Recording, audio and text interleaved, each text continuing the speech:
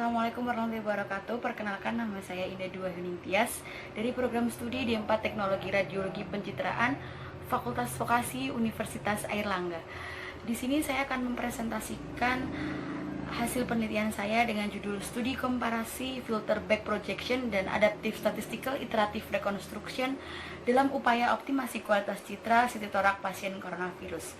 Sebelumnya saya ucapkan terima kasih terlebih dahulu kepada Dr. Rosi selaku dosen pembimbing 1 saya dan Ibu Amelia Kartikasari selaku dosen pembimbing 2 saya.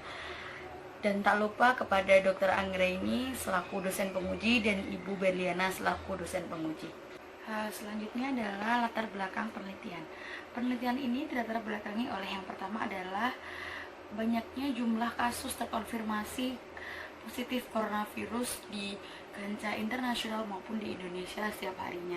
Jumlah kasus coronavirus ini semakin harinya selalu bertambah dan masih berkembang hingga saat ini. Nah, pemeriksaan CT scan ini menurut Y et al. Tahun 2020 memiliki fungsi yang sangat besar pada kasus coronavirus. CT scan memiliki sensitivitas sebesar 98% untuk mendeteksi coronavirus.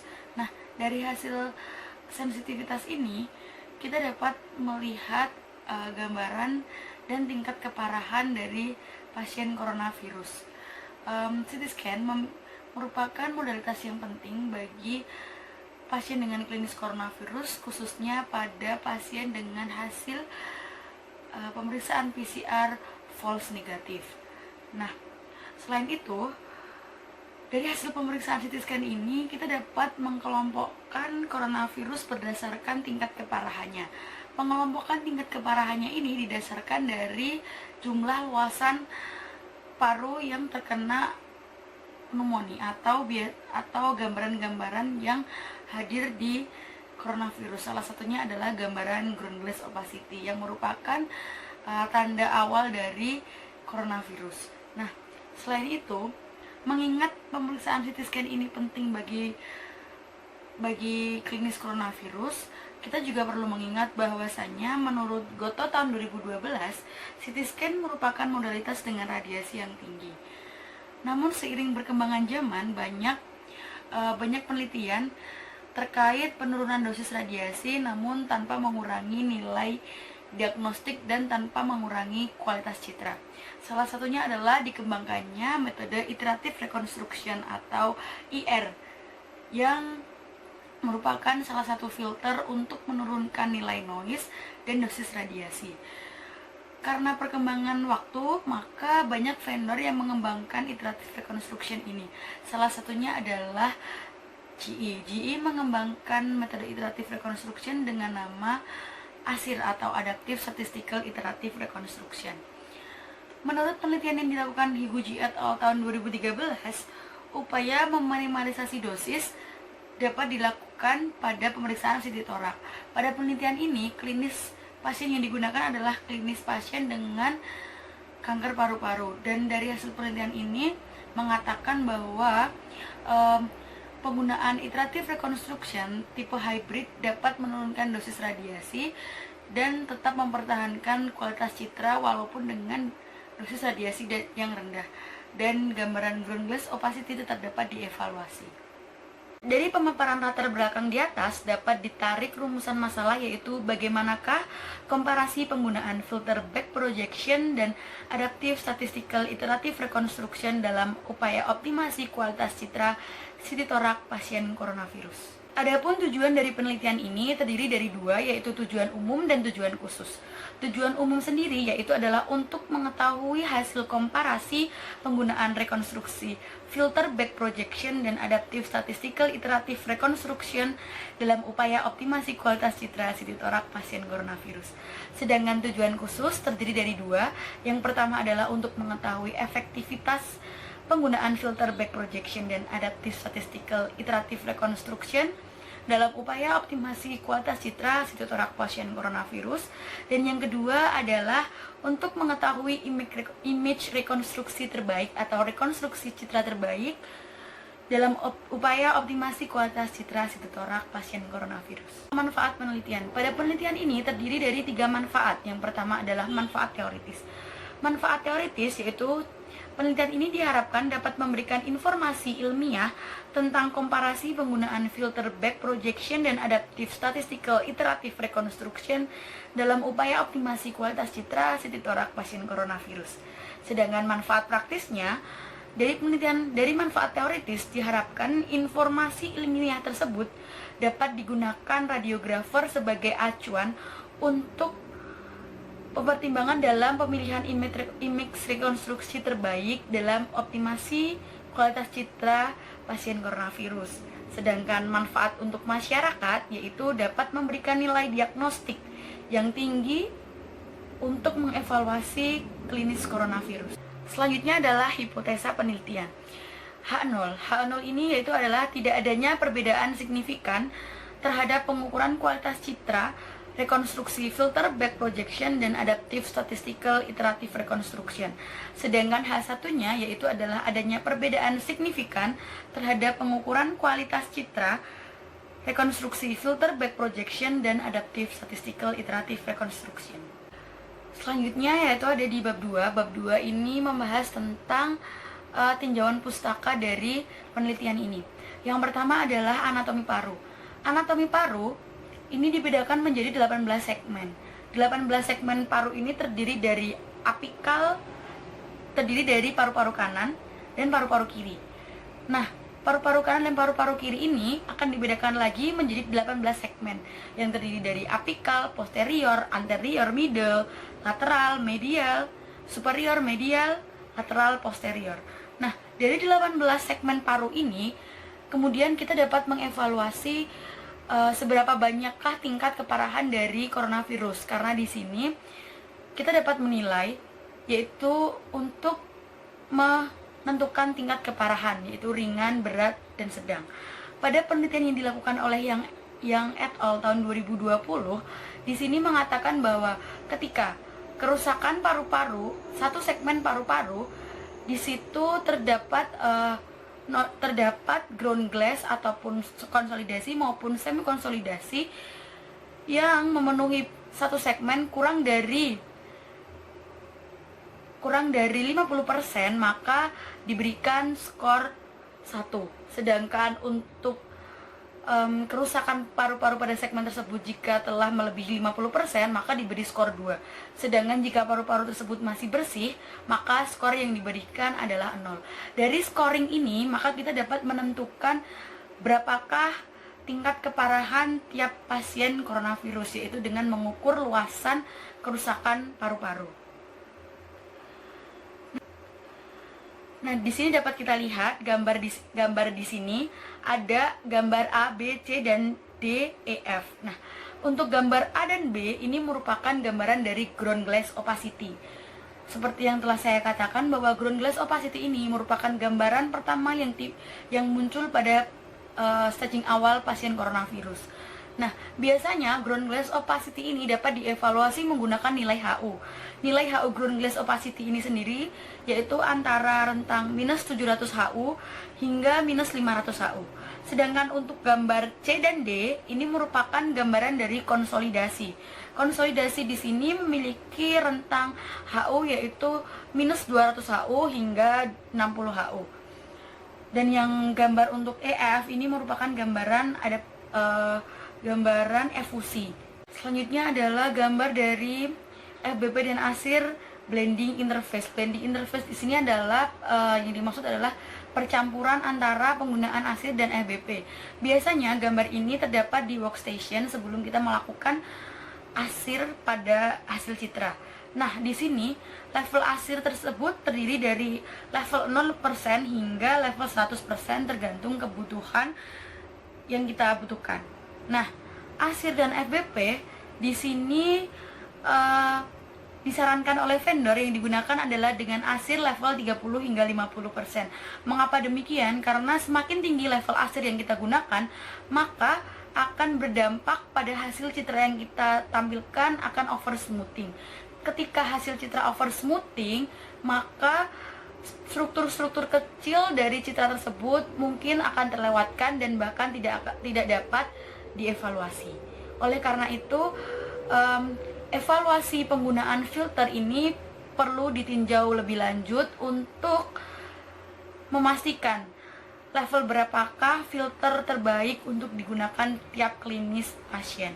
Selanjutnya adalah metode penelitian. Jenis penelitian pada penelitian ini yaitu adalah penelitian kuasi eksperimental.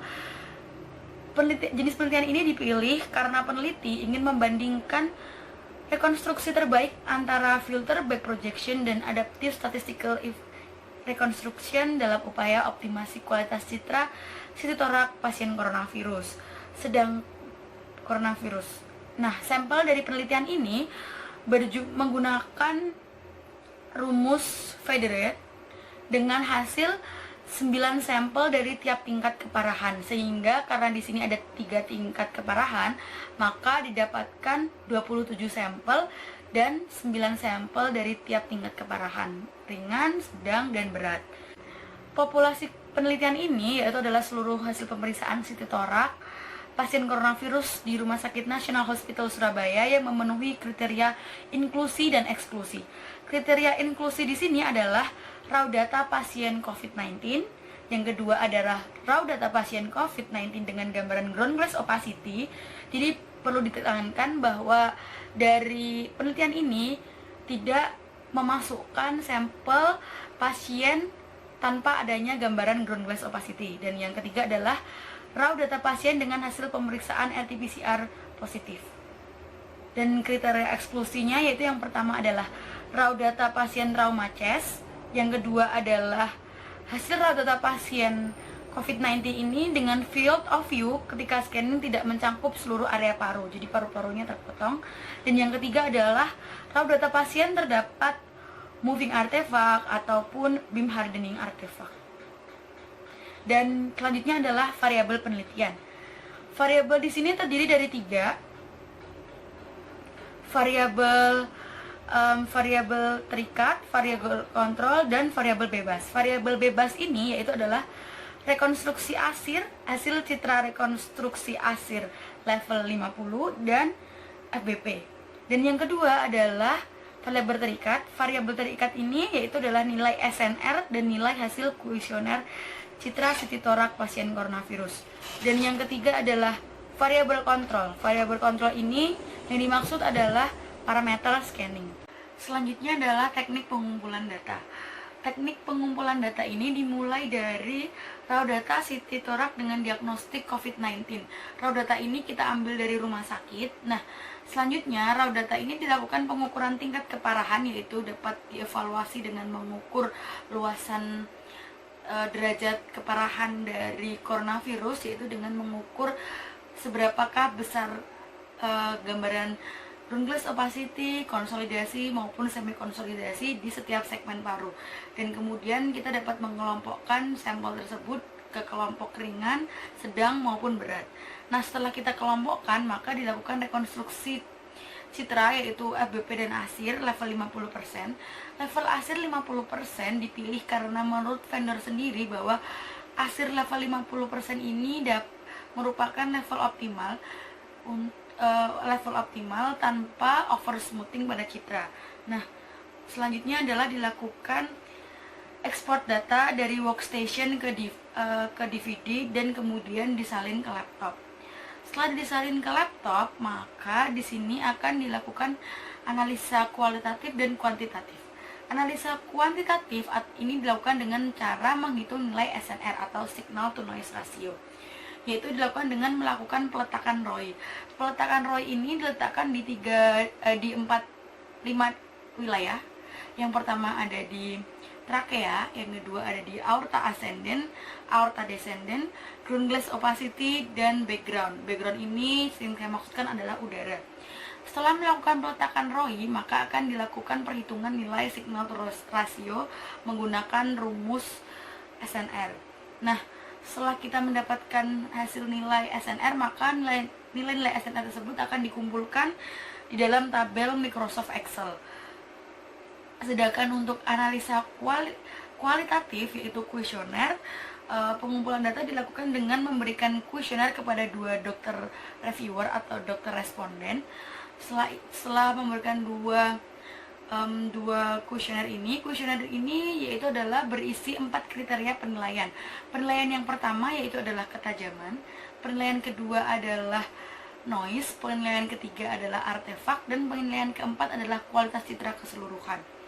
Setelah kuesioner ini terkumpul dari 2 orang reviewer, maka data hasil kuesioner dikumpulkan dalam bentuk tabel di Microsoft Excel.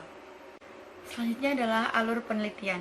Pada penelitian ini dilakukan pengumpulan raw data hasil pemeriksaan CT torak dengan klinis coronavirus. Hasil raw data ini kemudian akan dianalisa tingkat keparahannya. Analisa tingkat keparahan yaitu adalah sebuah standar untuk menentukan tingkat keparahan penyakit COVID-19. Pengukuran derajat keparahan dapat dibedakan dengan 2 cara, yaitu dengan skor gejala keparahan, dan yang kedua yaitu dengan menilai skor keparahan atau kerusakan di area paru-paru. Yang dimaksud dengan skor keparahan di sini adalah skor kekeruhan atau lesi pada paru-paru di 20 regio paru. Nah, dari hasil pengukuran tingkat keparahan ini maka akan dihasilkan 3 pengelompokan tingkat keparahan, yaitu ringan, sedang, dan berat. Selanjutnya, hasil pengelompokan ringan, sedang, dan berat ini dilakukan rekonstruksi citra, yaitu ASIR dan FBP dari tiap image. Dan setelah dilakukan rekonstruksi citra, maka akan dilakukan penilaian kualitatif dan penilaian kuantitatif. Penilaian kualitatif yaitu dilakukan dengan kuesioner yang diberikan kepada dokter responden atau dokter reviewer. Sedangkan penilaian kualitatif yaitu dilakukan dengan melakukan pengukuran region of interest atau ROI, dan kemudian akan dihasilkan nilai yaitu SNR atau signal to noise ratio. Dari hasil kuesioner dan SNR ini kemudian akan dilakukan analisa data, dan setelah dilakukan analisa data maka dapat ditarik kesimpulan dari hasil penelitian ini. Teknik analisa data. Dari raw data yang kita miliki kemudian akan didapatkan 2 nilai, yaitu nilai SNR dan nilai kuesioner. Kemudian dari nilai kuesioner itu akan dilakukan uji kappa sebelum dilakukannya uji normalitas. Uji kappa ini dilakukan untuk mengetahui kesepakatan dari 2 reviewer, dan untuk uji homogenitas di sini menggunakan rumus Levene test. Setelah dilakukan uji kappa, maka kuesioner dapat dilakukan uji normalitas, yaitu dengan menggunakan rumus Shapiro-Wilk. Dari uji normalitas ini, jika didapatkan data normal, maka akan dilakukan uji signifikansi menggunakan uji Piret sample t-test. Sedangkan jika data berdistribusi tidak normal, maka akan dilakukan uji signifikansi dengan rumus Wilcoxon.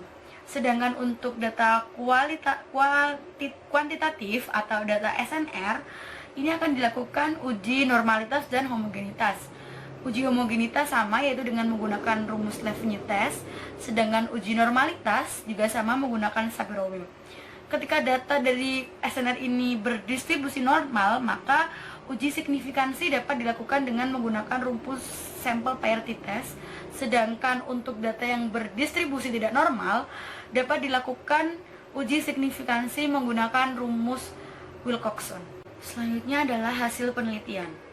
Penelitian ini dilakukan di instalasi radiologi Rumah Sakit Nasional Hospital Surabaya pada bulan Oktober hingga bulan November 2020 menggunakan modalitas CT scan GE Optima 128 slice untuk mendapatkan jumlah sampel yang memenuhi kriteria inklusi dan eksklusi penelitian.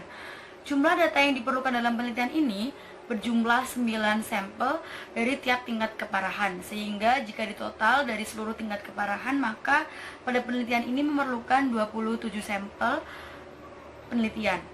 Nah, sampel penelitian ini berupa raw data hasil pemeriksaan CT torak pasien coronavirus. Proses scanning menggunakan parameter 120 kV dan mengaktifkan auto MA. Auto MA di sini digunakan untuk meminimalisasi dosis, dan range MA yang digunakan yaitu 50 hingga 100 MA dengan akuisisi 180 kali 0,6 rotation time dan 0,5 second. Dan slice thickness di sini yang digunakan untuk sebelum scanning yaitu 0,625 dan setelah rekonstruksi citra atau post scanning yaitu digunakan 2,5 mili dan FOV yang digunakan adalah mencangkup seluruh area paru. Data hasil pemeriksaan tersebut selanjutnya direkonstruksi dengan menggunakan dua metode, yaitu metode rekonstruksi filter back projection dan adaptive statistical iterative reconstruction level 50%. Hasil level 50% dipilih karena menurut penelitian terdahulu, seperti penelitian yang dilakukan penelitian terdahulu mengatakan bahwa hasil level 50 merupakan level optimal pada kasus kanker paru.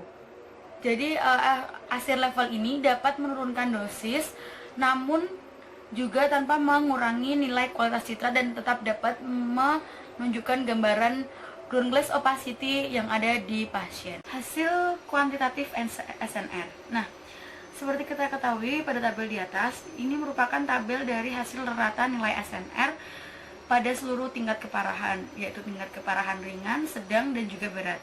Nah, dari seluruh tingkat keparahan ini akan dievaluasi 4 daerah, yaitu trakea, aorta ascendens, aorta descendens, dan ground glass opacity. 4 area ini kemudian diberikan ROI untuk dicari nilai SNR atau signal to noise ratio. Dari hasil pengukuran SNR, maka didapatkan rata seperti di atas, yaitu adalah rata FBP dan rata ASIR level 50%. Seperti kita ketahui bersama bahwa dari tabel ini bisa kita lihat bahwa rata nilai ASIR level 50% lebih tinggi daripada FBP. Nah, keadaan lebih tinggi ini terjadi pada seluruh tingkat keparahan, yaitu ringan, sedang, dan berat, dan juga di seluruh area evaluasi mulai trakea, aorta ascendens, aorta descendens, dan juga ground glass opacity. Seperti kita ambil contoh pada satu area, yaitu pada aorta ascendens di pasien dengan tingkat keparahan ringan.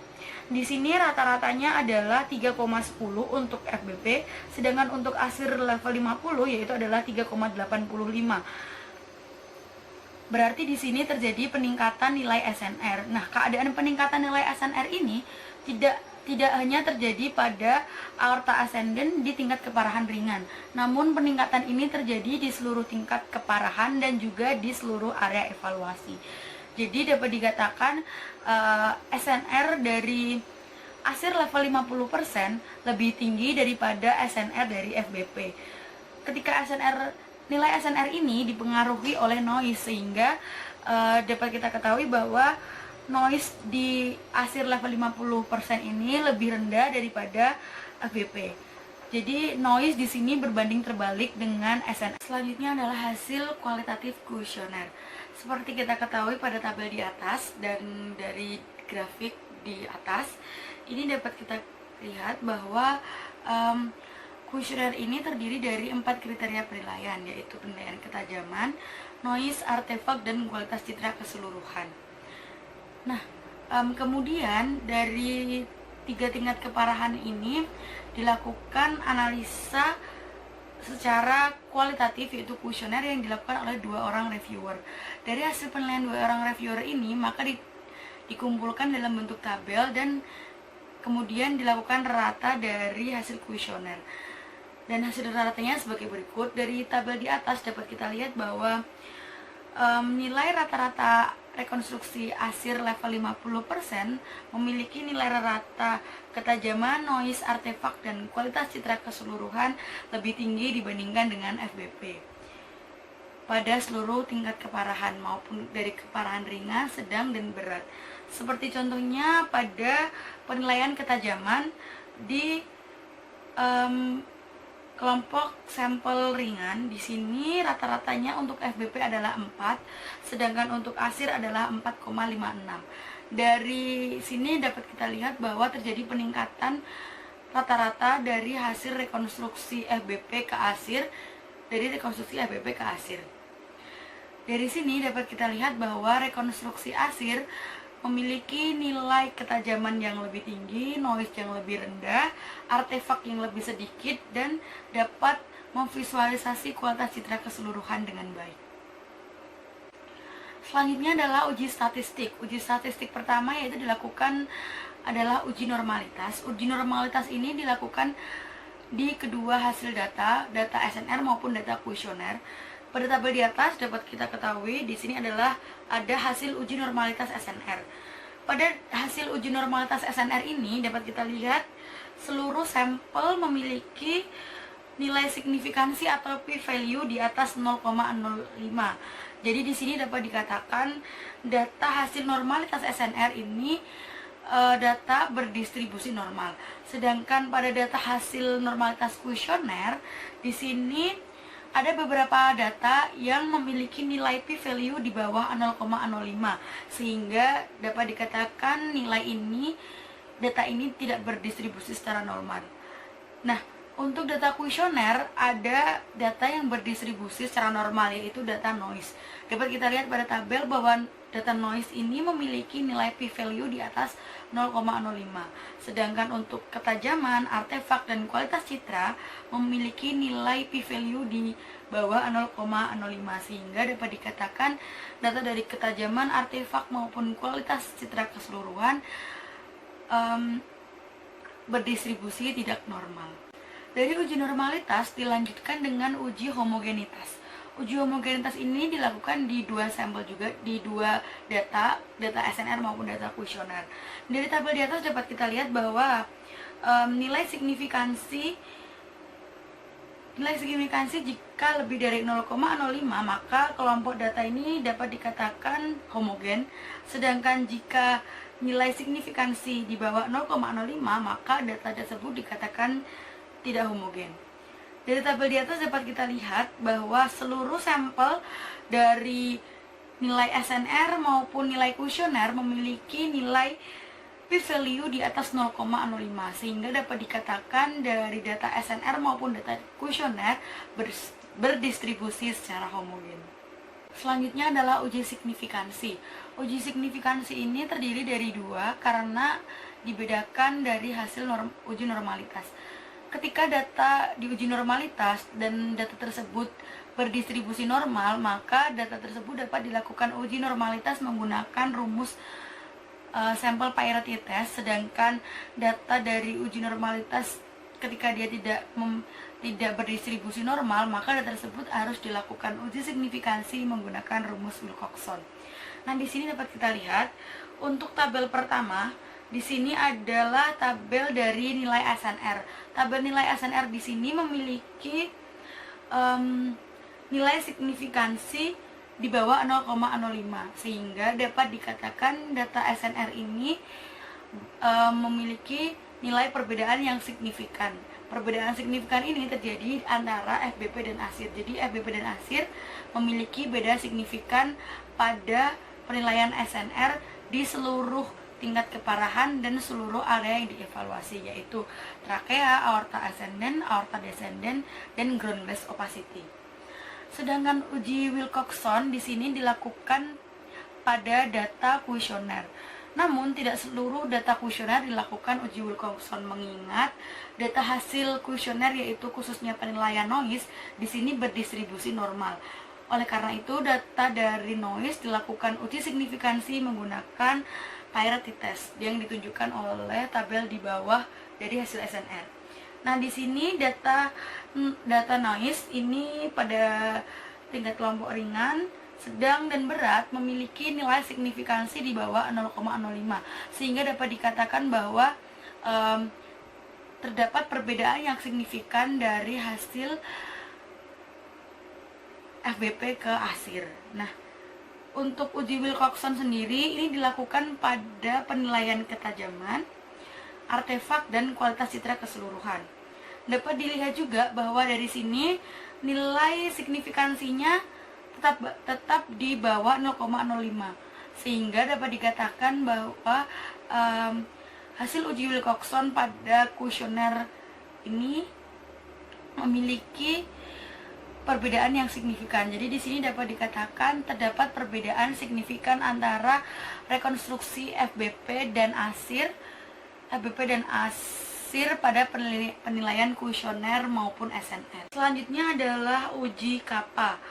Uji kappa ini dilakukan khusus untuk data kuesioner karena uji kappa ini berfungsi untuk menilai tingkat kesepakatan dari dua reviewer yang menilai hasil kuesioner.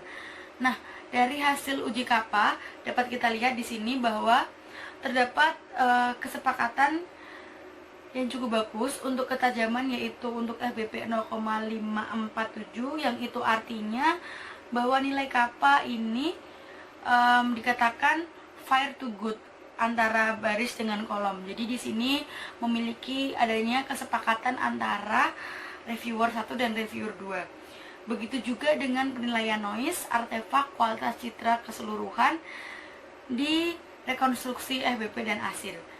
Jadi di sini hasil kuesioner dikatakan memiliki kesepakatan antara reviewer 1 dan reviewer 2 sesuai dengan pengambilan keputusan dari uji kappa. Selanjutnya adalah pembahasan. Di sini saya tampilkan ada 6 gambar. 6 gambar ini merupakan gambar dari hasil ROI di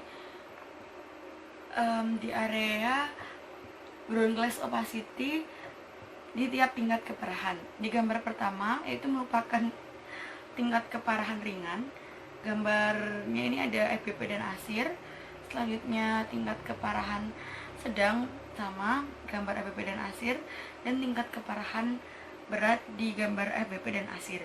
Dari hasil ROI ini dapat kita lihat bahwa nilai noise dari hasil rekonstruksi FBP ke ASIR mengalami penurunan.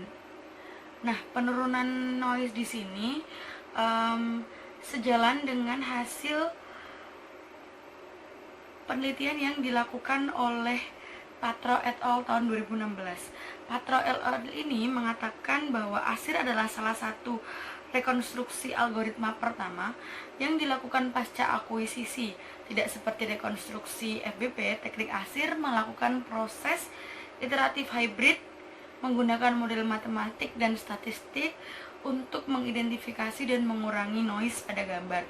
Jadi hasil penelitian ini sejalan dengan hasil penelitian menurut Patro et al. Tahun 2016. Selanjutnya, menurut Praska et al. Tahun 2010, ASIR level 50 ini efektif dalam menurunkan dosis radiasi sebesar 27,6%. Nah, sampel pada penelitian yang digunakan pada Praska ini yaitu adalah pada pasien sampel kanker paru-paru. Nah, selanjutnya menurut penelitian yang dilakukan oleh Alsem dan Davidson pada tahun 2013 ini mengatakan bahwa dengan menurunkan nilai noise pada citra akan meningkatkan nilai SNR atau signal to noise ratio. Hasil dari penelitian yang dilakukan oleh Alsem dan Davidson pada tahun 2013 ini sejalan dengan hasil penelitian ini, yaitu ketika noise turun maka nilai SNR akan naik, sama halnya seperti di rekonstruksi ASIR. Maka hasil rekonstruksi ASIR memiliki nilai SNR yang lebih tinggi daripada FBP karena dari hasil rekonstruksi ASIR ini terjadi penurunan nilai noise, sehingga hasil perhitungan SNR dari rekonstruksi ASIR lebih unggul daripada rekonstruksi FBP. Pembahasan selanjutnya adalah pembahasan terkait dengan kuesioner.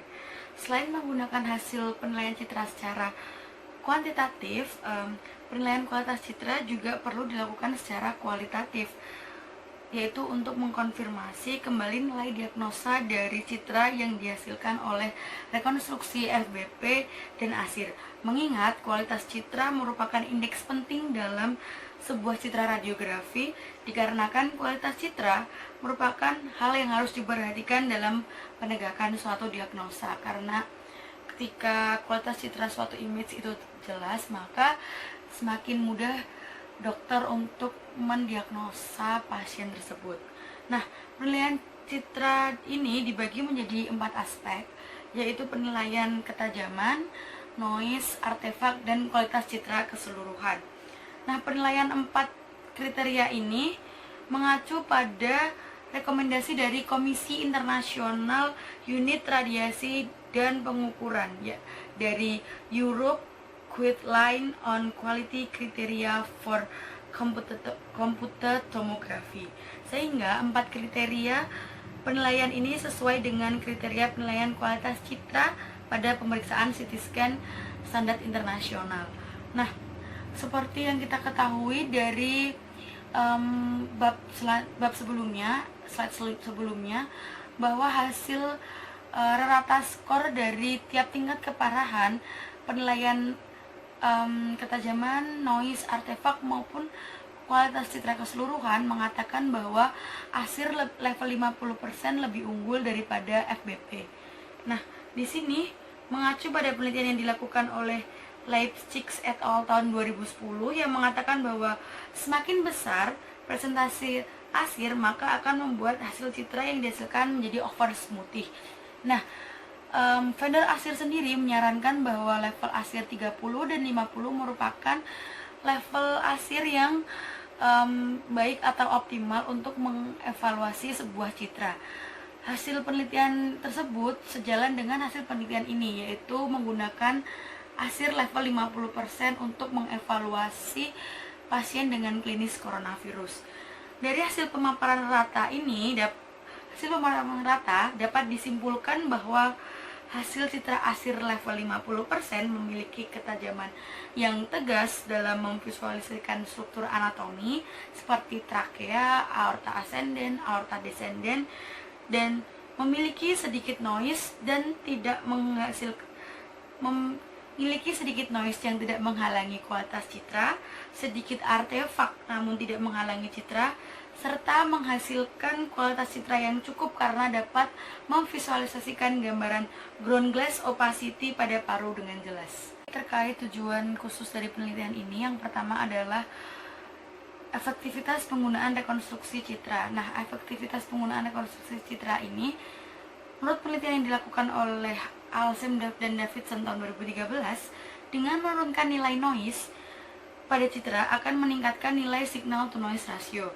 Nah, hasil penelitian yang dilakukan oleh Alsem dan Davidson pada tahun 2013 ini sejalan dengan hasil penelitian ini, yaitu bahwasanya ketika nilai noise turun maka hasil SNR akan naik.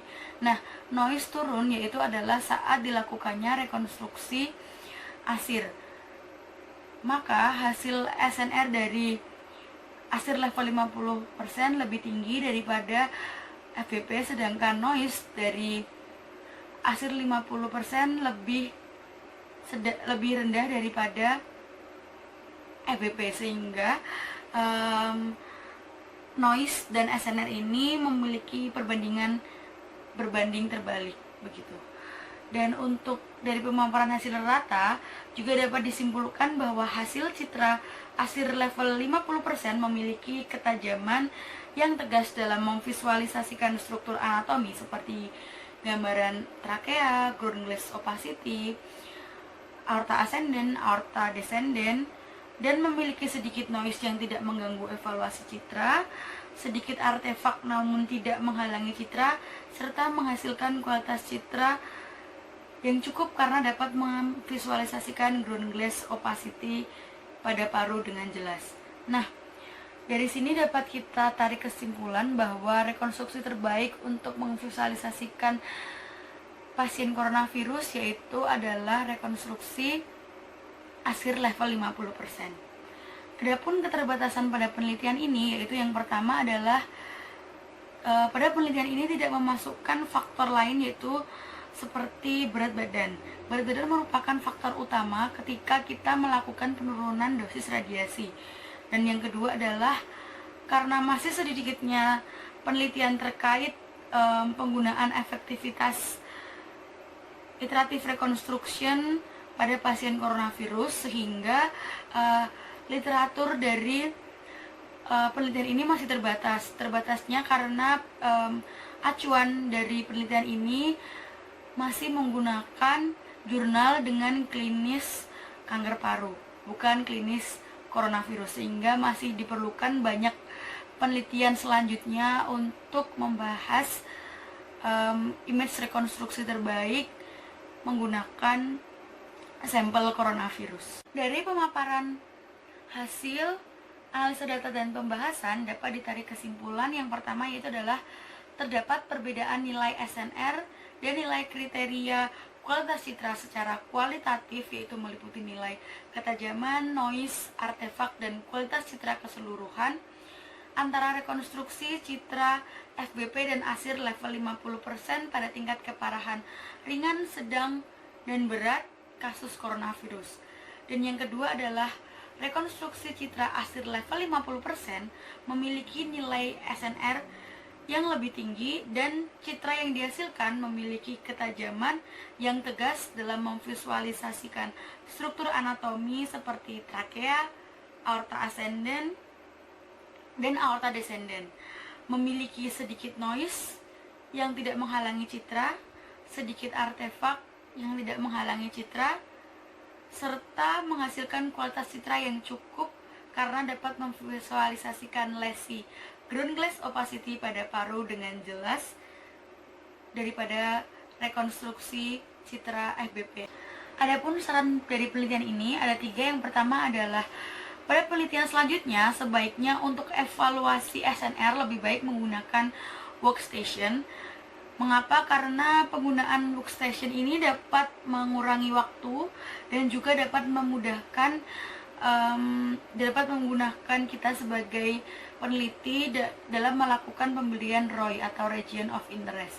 Dan yang kedua adalah penambahan jumlah sampel yang digunakan pada penelitian, karena mengingat pada penelitian ini jumlah sampel yang digunakan hanya berjumlah 9 sampel dari tiap tingkat keparahan. Dan yang ketiga adalah pada penelitian selanjutnya akan lebih baik jika disertakan hasil pengukuran jumlah lesi atau luasan lesi yang terdampak pada sampel sehingga dapat dibedakan secara jelas jumlah luasan lesi antara citra FBP dan ASIR. Sebelumnya saya ucapkan terima kasih terlebih dahulu kepada dosen penguji dan dosen pembimbing yang telah meluangkan waktunya untuk saya. Dan demikian yang dapat saya sampaikan, kurang lebihnya mohon maaf. Sekian presentasi dari saya. Wassalamualaikum warahmatullahi wabarakatuh.